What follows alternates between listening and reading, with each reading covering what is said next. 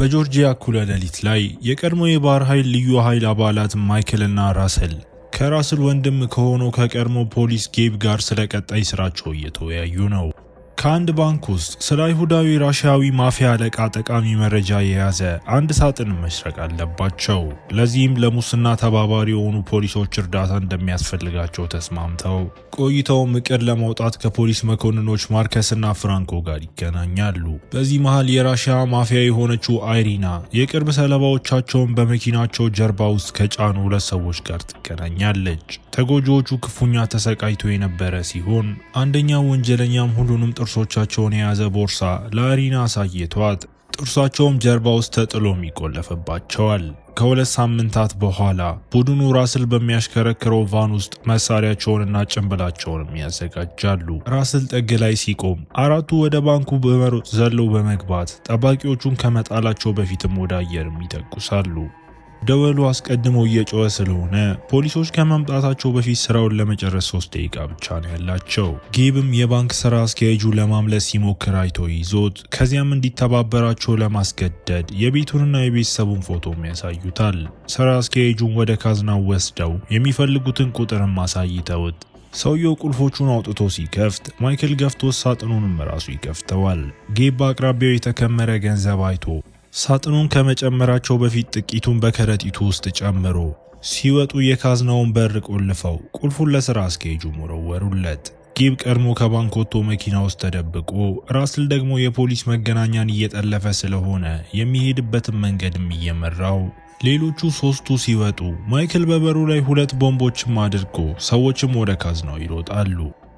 3ቱ ጌብ ካለበት መኪና ውስጥ ተቀላቅለው ራስልን በሬዲዮ እየመራቸውም ሄደው ለተወሰነ ጊዜ በሰላም ቢጓዙም በድንገት ከገንዘቡ ጋር የመጣ የደህንነት ቀለም በከረጢቱ ውስጥ ይፈነዳል። መኪናው የሚያሳውር ቀይ ጭስ የተሞላ ሲሆን ይህም መንዳት አስቸጋሪም አደረገው። ጭሱን ለማውጣት በር ለመክፈት ሲሞክሩ ሌላ መኪና ገጭተው መንገድ ተዘግቶባቸው ይህም ራስልን ወደ ኋላ አስቀርቶት ሌቦቹ ወርደው ሰዎች እንዲሸሹ ተኩስ ከፍተው ለመውጣት አሻፈረኝ ያለውን ሰውም መስኮት ይመታሉ። ራስል ከሩቅ ሆኖ ሲመለከት መሆን የማይገባው ነገር ሆኖ አንዲት የቆሰለች ሴት አይቶም አዲስ መኪና ከሰረቁ በኋላ የቀድሞ መኪናቸው ውስጥ ቦምብ አጥምደው ሳይፈነዳ በፊትም ይሄዳሉ። ፖሊሶች ሲደርሱ ራስልም አካባቢውን በፍጥነት ለቆ ትንሽ ቆይቶ ገለልተኛ ቦታ ላይ ቡድኑ በደማቅ ቀለም የተበከሉ ቁሳቁሶችንና መኪናውን ሲጥሉ ማርከስና ፍራንኮ ጌብን ተጨማሪውን ገንዘብ ስለወሰደም ይጮሁበታል። ምክንያቱም ቀለሙ ለሞኝ ሌቦች ማጥመጃ እንደሆነ የታወቀ ነበር። ፍራንኮ በሚቆጣበት ጊዜ ሽጉጡን ጭምር ሲያወጣበት፣ ነገር ግን ማይክል እንዲያስቀምጥ አስገድዶት ሲጨርሱ የማምለጫ መኪናውን ጋዝ ታንክ መጥተው በእሳት አቃጥለውትም ይሄዳሉ። ቆይቶ ማይክል አይሪና ሰዎችን በስጋ መኪና የምታጓጉዙበት ወደ አንድ የስጋ ፋብሪካ ሄዶ ማይክልም ስራውን ለማጠናቀቅም ሳጥኑን ሰጣቸው። በዚህ መሃል መርማሪ አለን ዝርፊያውን ለመመርመር ባንክ ሄዶ ስራ አስኪያጁን በማህበራዊ ሚዲያ ላይ ለሚያወጣቸው ነገሮችም ጥንቃቄ ባለማድረጉ ሲገስጸው አይተን በተመሳሳይ ጊዜ የአለን የወንድም ልጅና የቀድሞ ማሪን የሆነው ክሪስ ለመጀመሪያ ቀን ስራውም ጣቢያም ይሄዳል። ማርከስ ሲደርስ በጫማውና በሱሪው ላይ የቀለም ቅሪት እንዳለ አስተውሎ አዛዡን ክሪስን ከማርከስ ጋር እንዲመደብ አድርጎት ማርከስ ቢቃወምም ግን ችላ ይባላል። አብረው ከተማውን ሲዞሩ እንደ አንዲት ሴት በህዝብ ፊት ተገቢ ያልሆነ ባህሪ ማሳየት ያሉ ጥቃቅን ነገሮችን ብቻም ያስተካክላሉ። ማይክል በአፓርታማው ውስጥ ፍራንኮን ደውሎ በ2 ቀን ውስጥ እንደሚገናኙ ነግሮት ከዚያም ሲም ካርዱን በማይክሮዌቭ ውስጥ ማቃጠለው። በኋላ ማይክል ወደ ስጋ ፋብሪካ ሄዶ የአይሪና ሰዎች ከፈተሹት በኋላ እንድታየውም ፈቀዱለት። የእህቷ ልጅ ፊሊክስ ማይክልን ለማቀፍ የሮጠ ሲሆን ይህም የሱ ልጅ እንደሆነም ያሳያል። ማይክል ለዝርፊያው ክፍያ ቢጠብቅም ነገር ግን አይሪና መጀመሪያ ሌላ ተልዕኮ እንዳለው ነግራው ማይክልን ለማለት ሲሞክር አይሪና ፊሊክስን እንደገና እንዳየው እንደምታደርግ ዝታ አይሪና ስለቀጣዩ ስራ ስትነግረው ማይክል በክፍል ውስጥ የፌዴራል ወኪሎችን አይቶ ተጨንቆ በኋላ አይሪና በአሁኑ ጊዜ በራሽያ እስር ቤት ለሚገኘው ባለቤቷ ለአይሁዳዊ ራሽያዊ ማፊያ አለቃ ትደውላለች። ማይክል ስራውን አልሰራም ማለቱ ተቀባይነት እንደሌለው ተናግሮ አይሪና ማይክልን እንድትጎዳውም ይመክራታል። ያንን ምሽት ራስል ከማይክ ጋር በአስቸኳይ መገናኘት እንዳለባቸው ጥሪ ደርሶት ራስል መኪና ውስጥ ሲገባ የአይሪና ታዛዥ ከኋላው ወጥቶ በፕላስቲክም ከረጢት አፈነው። ፍራንኮ፣ ጌብ፣ ማይክል እና ማርከስ ተገናኝተው አይሪና ክፍያ ባለመክፈሏ ክርክር ተነስቶ ማይክል ደግሞ ስላያቸው ፌዴራሎች ይነግራቸዋል። ይህ ማለት ጥንቃቄ ማድረግ አለባቸው ማለት ነው። በዚህ ጊዜ የራስል መኪና ግድግዳ ሲገጭ አይተው ወደሱ ሮጠው ሌላ መኪና ሲያመልጥ አይተውም ራስል ጭንቅላቱ በከረጢት ተሸፍኖና ክፉኛ ቆስሎ ያገኙት ሲሆን እሱ ሊሞት እንደተቃረበ ያስታውቃል። ማርከስ የተቆጣውን ጌበን ሲይዘው ማይክል ደግሞ ራስል ስቃዩ እንዲያበቃም ይተኩስበታል። ማይክል በአይሪና እህትና በፊሊክስ እናት በሆነችው በኤሌና ስልክ ወደ አይሪና ቢደውልም ሁለቱም ሴቶች መልስ አይሰጡም። በዚህ መሃል አለንና ረዳቱ መርማሪ ትሪና የዝርፊያውን ቪዲዮ አይተው እያንዳንዱ ሌቦች የወታደር ስልጠና እንዳላቸው ይረዳሉ። ጠዋት ላይ ቡድኑ የሀገር ውስጥ ደህንነት መሳሪያ ውስጥ የሚካሄደውን ቀጣዩን ዝርፊያ እንዴት እንደሚፈጽሙ እየተወያዩ ሲሆን ቢያንስ 10 ደቂቃ ቢያስፈልጋቸውም ነገር ግን ፖሊሶች በ3 ደቂቃ ውስጥ ስለሚደርሱ የማይቻል ነው። በዚህ ሰዓት ፍራንኮ አንድ ሀሳብ አመጣ። እነሱ 999 ማድረግ ይችላሉ። ይህ ማለት ፖሊስ መግደል ሲሆን ይህም ሁሉም ፖሊሶችን ፖሊሱ ወደተገደለበት ቦታ እንዲሄዱ ያደርጋል። ማርከስ ባልደረባውን የመግደል ሀሳብ ባይመቸውም ፍራንኮ ግን ይህን ለማድረግ ፈቃደኛ ነው። በመጨረሻም ይህ ብቸኛው ምርጫቸው መሆኑንም ተስማምተው ቆይቶ ማርከስና ክሪስ ወደ ግድያ ቦታ የተጠሩ ሲሆን እዚያም መኪና እየተቃጠለና 3 የሰው ራሶች በሌላ መኪና ላይ ተቀምጠው ተገኝተዋል። ፍራንኮም እዚያው ሲሆን ክሪስን እንደ አዲስ ሰራተኛ ሲንቀው ክሪስ ግን በመስታወቱ ላይ ያለውን ዛቻ በመተርጎም ጎበዝ እንደሆነ አሳየው። ከዚያም አንዳንድ የወንጀለኛ ቡድን አባላትን ለመጠየቅ ሄዶ ሉዊስ ግን ይሰድበውና ሊያጠቃውም ሲሞክር ክሪስ ራሱን ተከላክሎ አስሮት፣ ይህም ሌሎች ፖሊሶች የቀሩትን የቡድን አባላት እንዲይዙ አድርጎ የተቆጣው ማርከስ ክሪስን ወደ ጎን ወስዶ ነገሮችን ስላወሳሰበ ይገስጸዋል። ከተወሰነ ጊዜ በኋላ ማይክልና ኤሌና ስለተፋቱ ፊሊክስን የማይክል ቤት ለተፈቀደለት ቀጠሮ ወስደው እነሱ ስለቆዩ ማይክል ደግሞ አይሪና ከዚህ ጀርባ እንዳለች ያውቃል። በሚቀጥለው ቀን ማይክል ፊሊክስን አይሪና ጋር አድርሶ እሷ ራስልን ስለገደለችው ቢጮህባትም አይሪና ግን ግድ የላትምና ስራውን እንዲሰራም ታስታውሰዋለች። ቡድኑ ሳውና ውስጥ ሲገናኙ ማርከስም ተጎጃቸው ክሪስ መሆን እንዳለበት ይናገራል። ምክንያቱም አለን ለወንድሙ ልጅ ሲል ሙሉውን የፖሊስ ቡድን ወደዛ መውሰዱ አይቀርም።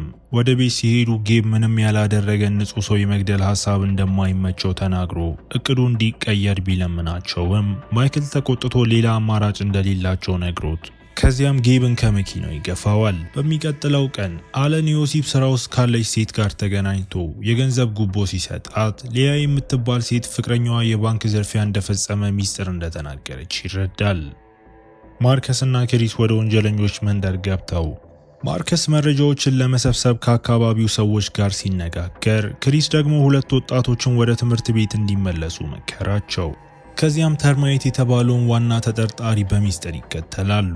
ኮኬን ያለበትን ቦርሳ እንደ ሕፃን ልጅ አስመስሎ በሕፃን ጋሪ ውስጥ ሲያንቀሳቅሰውና መኪና ውስጥ ደብቆ ሲሄድም አይተውት። ትንሽ ቆይቶ ክሪስ የተርማይትን አፓርታማ ለመፈተሽ የፖሊስ ቡድን አሰባስቦ ማይተን ከመግባታቸው በፊት ተርማይን በመስኮት ሲተኩስባቸው መኮንኖቹ መልሰው በመተኮስ በደረጃው ወጥተው በሩን ሰብረው ሲገቡ ተርማይት እንደገና ተኩሶባቸው ከዚያም ወደ ሌላ ክፍል ይሸሻል። ብዙ ፖሊሶች ህንፃውን ሲከቡት ቡድኑ አፓርታማውን ሲፈትሹ የተርማይትን ህንፃ አልጋ ላይ አግኝተውት ከዚያም ቁም ሳጥኑን ሲከፍቱ ወደ ጎረቤት አፓርታማ የሚወስድ ቀዳዳ ያገኛሉ። እዚያም ተርማይት የደህንነት ካሜራዎቹንና ህገወጥ እቃዎቹን የሚያስቀምጥበት ቦታ ነው። እሱ እዚያ ስለሌለ ቡድኑ ወደ ታች ወርዶ ተርማይት እንደገና ተኩሶባቸው ሲሸሽ ፖሊሶች ተርማይትን እያሳደዱት፣ ነገር ግን በጎዳናዎች ላይ ሲሮጡ እንደ ሉዊስ ያሉ የቡድኑ አባላት ጓደኛቸውን ለመርዳት ይተኩሳሉ። ይህ ተርማይት መኪና ውስጥ ተደብቆ እንዲተኩስ ረድቶት የተኩስ ልውውጥ እየተደረገም የመኪና መስኮቶችም እየተሰባበሩ አንዳንድ ፖሊሶች ጥቂት የቡድኑ አባላትን ሲያሳድዱ፣ ክሪስና ማርከስ ደግሞ ከተርማይት ጋር ተኩሱ ቀጥለው በድንገት የጠላቱ ቀለሃ ሲያልቅ ክሪስ ከመደበቂያው የወጣ ሲሆን ነገር ግን ይህ የተርማይት ተንኮል ነበርና እሱ ሁለተኛ ሽጉጥም ነበረው። ክሪስ ወዲያውኑ ተመቶ ተርማይትን ማምለጥ ችሎ ማርከስ ወደ ክሪስ የሮጠ ሲሆን ክሪስ በጥይት መከላከያ ልብስ ምክንያትም ደህና ነበር። ከዚያም ማርከስ ተርማይትን እያሳደደው እሱም አጥር ላይ ተጠልፎ መውጣት አቅቶት ክሪስ ሲሻለው ተንቀሳቅሶ ማርከስና ተርማይት በሽጉጥ ሲታገሉ አግኝቷቸው ክሪስ ክፍተት አግኝቶ ተርማይትን ጭንቅላቱ ላይ ተኩሶ መጥቶት ከዚያም ማርከስ በንዴት ተርማይትን ደግሞ ይተኩስበታል። የተርማይት ሞት በከተማው ውስጥ ሁከት ሲያስነሳ ብዙ ፖሊሶች መጥተውም የቡድኑን አባላት ያስራሉ። ማይክል ከአይሪና ጋር ምግብ ቤት ሲሆን ፊሊክስን ለማየት እየጠበቀ፣ ነገር ግን አይሪና ፊሊክስ እንደማይመጣ ተናግራ ስልኳን ሰጥታው ኤሌና እና ፊሊክስ በእስራኤል በቴል አቪቭ ባህር ዳርቻ እንደሆኑ አውቆ ማይክል ጥሪው ከመቋረጡ በፊትም ጥቂት ብቻ ያናግራቸዋል። አይሪና ይህንን ያደረገችው ስልጣኑ የእሷ እንደሆነ ለማስታወስ ነው። ስለ ሀገር ውስጥ ደህንነቱ ህንፃ ጠቃሚ መረጃዎችንም ሰጥታው ስራውን ለመጨረስ 24 ሰዓታት ብቻ እንዳለው ትገልጻለች። ስራው በጥሩ ሁኔታ መሄዱ ፊሊክስ ለምን ያህል ጊዜ እንደሚቆይም ይወስናል። በዚህ መሃል ጌብ በወንድሙ ሞት ምክንያት ተደብሮ ከሊያ ጋር በመሆንም ሱሱን ያባብሰዋል። ቆይቶ ክሪስ እና ማርከስ ከሌሎች መኮንኖች ጋር የምሽት ክበብ ውስጥ እያሉ ጌብም ወደ ማርከስ መጥቶ እሱን ማነጋገር ፈልጎ መጀመሪያ ማርከስ አብሮት ወጥቶ ቢወስደውም ነገር ግን በፖሊሶች ፊት ስለቀረበው በንዴት ደረጃ ላይ ገፍትሮ መጥቶት ጌብ ስለ እቅዱ እንደገና ለማማረር እየሞከረ እሱ የሚያውቀው ማርከስም ንጹህ ፖሊስ ሊገድል እንደማይችል እንደሚያውቅ ሲናገር እውነቱን በመስማቱ የተናደደው ማርከስ ደጋግሞ እየመታው፣ በዚህ ጊዜ ጥርጣሬ የገባው ክሪስ እና ሌላ ፖሊስ ወጥተው ጌብም እሱን ነው ወይ ብሎ ይጠይቀዋል። ማርከስ ግን እንዲሄድ አስገድዶት ክሪስ ማብራሪያ ሲጠይቅ ማርከስ መረጃ የሚያገኝበት ሰው እንደሆነ ነገረው። በዚህ መሃል አለን መረጃውን ተከትሎ የሊያን ቤት ፈትሾ የጣት አሻራዎች ጌብን በስርዓቱ ውስጥ እንዲያገኙት የረዳቸው ሲሆን ይህም ለ3 ዓመታት ፖሊስ እንደነበርና በአጠራጣሪ ተኩስ ምክንያት እንደተባረረ ያውቃሉ። በኋላ አለን ሊያን ለመያዝ የውሸት የእዝ ነጋዴ አዘጋጅቶ ወደ መኪናው ወስዶ ስለ ጌብ መረጃ እስክሰጠው ድረስ ተጫጭኗትም ብዙም ሳይቆይ ጌብ ትሪና እየተከተለችው እሷም ክሪስ ቤት አቅራቢያ ሲያቆም ታገኘዋለች። ይህንን ለአለን ስትነግረው እሱም ወዲያውኑ ድጋፍ ጠርቶ የፖሊስ ሳይረን የሰማው ጌብ በአጥር ላይ ዘሎ አምልጦም አለን ክሪስንና ቤተሰቡን ለመፈተሽ ሮጦ ጌብን ያወቁት እንደሆነ ለማየትም ፎቶ ያሳያቸዋል። በዚያ ጊዜ አለን ተጨማሪ መረጃ የደረሰው ሲሆን ጌብ ራስል የሚባል ወንድም ነበረው። እሱም ከማይክል ጋር በግል ወታደራዊ ኮንትራክተርነት ይሰራ ነበር። ከራሺያ ማፊያ ጋርም በጦር መሳሪያ ዝውውር ይጠረጠሩ የነበረ ሲሆን ነገር ግን 4ቱ ምስክሮች ሳይታሰብ ከጠፉ በኋላ ጉዳዩ ተዘግቷል። የጦር መሳሪያ ዝውውሩ ሰዎቹን ከአይሪና ጋር ያገናኛቸው ሲሆን የአለን አዛዥም እሷን እንዲከታተሏት ይፈልጋል። በመጨረሻም ፍራንኮ ማይክል ጋር ደውሎ ጌብ ክትትል ላይ ስለሆነ የሆነ ነገር እንዲያደርግ ነግሮት ትንሽ ቆይቶ ጌብ ሆቴል ውስጥ ተደብቆ ሳለ የቆሰለችውና የታሰረችው የሊያን ፎቶ ደርሶት ወደ ቁጥሩ ሲደውል ማይክል እሷን እንደጠላ ለፋትም ያውቃል። ጌብ ወዲያውኑ ካልጠፋ ሊያን እንደሚገላት ዝቶበትም የፈራው ጌብ ከተማውን ለመልቀቅ ቃል ሲገባ ማይክል ስልኩን ሽንት ቤት ውስጥ ጥሎትም ይወጣል። በሚቀጥለው ቀን ጌብ እንደጠፋ ማይክል አፓርታማ ውስጥም ለቀናት እንዳልነበርና ፍርድ ቤቱ በአይሪና ላይ ያቀረበው የክትትል ጥያቄ ውድቅ መደረጉንም ተረድቶ ይህም እንዲቆጣ አድርጎት የተሻለ ውጤት እንዲያመጡም ያዛቸዋል። ከተወሰነ ጊዜ በኋላ ፍራንኮና ማይክል ከሀገር ውስጥ ደህንነት ጽሕፈት ቤት ውጪ ቫን ውስጥ ሆኖ እየጠበቁ፣ በዚህ መሃልም ማርከስ ክሪስን መረጃ ሰጪ ለማግኘት በሚል አንድ ወደ ተተወ ህንፃ ወስዶት ቦታው ጨለማ ሲሆን ክሪስ ክፍሉ ውስጥ ሲፈልግም ማርከስን ያጣዋል።